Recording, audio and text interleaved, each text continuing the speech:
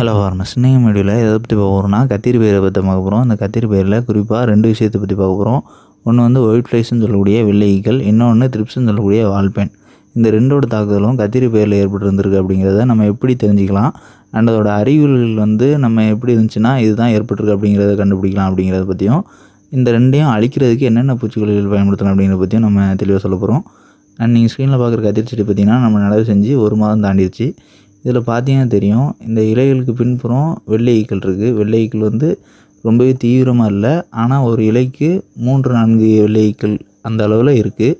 இப்போ இந்த வெள்ளை ஈக்கள் வந்து இனிஷியல் ஸ்டேஜை தாண்டி அடல்ட் ஆகி இதெல்லாம் முட்டையிடக்கூடிய நிலைமைக்கு வந்துருச்சு. இது வந்து நம்ம கவனிக்காத பட்சத்தில் இன்னும் தீவிரமடைஞ்சு செடியோட வளர்ச்சி மொத்தமாகவே குறைச்சிரும். அண்ட் இது இல்லாமல் வெள்ளை ஈக்கள் கூடவே வால்பேனும் இந்த கத்திரி செடியில் வந்து ஏற்பட்டிருக்கு.